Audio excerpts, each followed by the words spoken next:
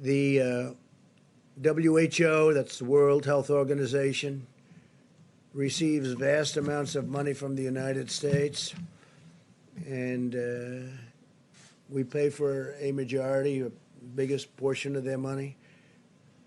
And they actually criticized and disagreed with my travel ban at the time I did it, and they were wrong. They've been wrong about a lot of things, and they had a lot of information early, and they didn't want to. They seem to be very China-centric, and we have to look into that. So we're going to look into it. We give a majority of the money that they get, and it's much more than the $58 million is a small portion of what they've gotten over the years. Sometimes they get much more than that. Sometimes it's for programs that they're doing, and it's much bigger numbers. And if the programs are good, that's great as far as we're concerned. But we want to look into it. World Health Organization, because they really are.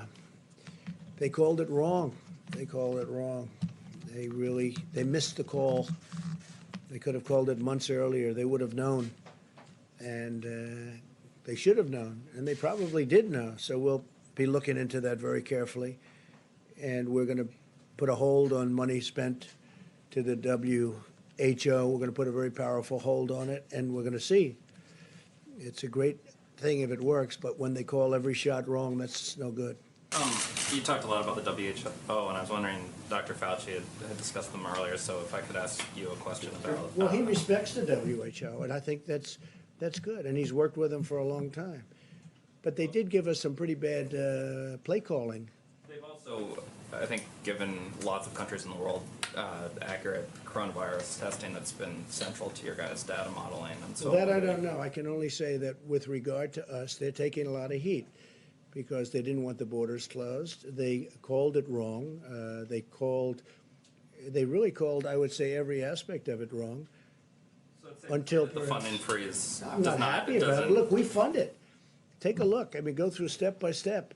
They said there's no big deal, there's no big problem, there's no nothing.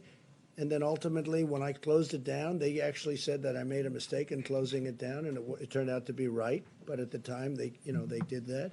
So we're just going to take a look at it. We fund it, and they seem to be.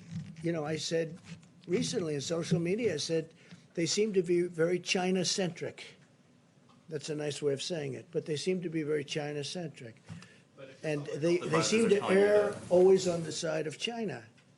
And we fund it, so I want to look into it. Yes, please. Thanks. A quick follow-up on that. So is the time to freeze funding to the WHO during a pandemic? No, maybe not. I mean, I'm not saying I'm going to do it, but we're going to look at it. You did say that. We give a tremendous... No, I didn't. I said we're going to look at it. We're going to investigate it. We're going to look at it.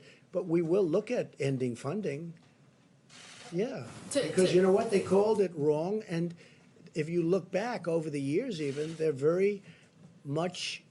everything seems to be very biased toward China. That's not right. When you talk about the WHO being China-centric, what exactly are you talking about? Is it because China is underplayed how many victims? I don't know. They seem to come down on the side of China. Don't close your borders to China. Don't do this. They don't report what's really going on. They didn't see it, and yet they were there. They didn't see what was going on in Wuhan. They didn't see it. How do you not see it? They didn't see it. They didn't report it. If they did see it, they must have seen it, but they didn't.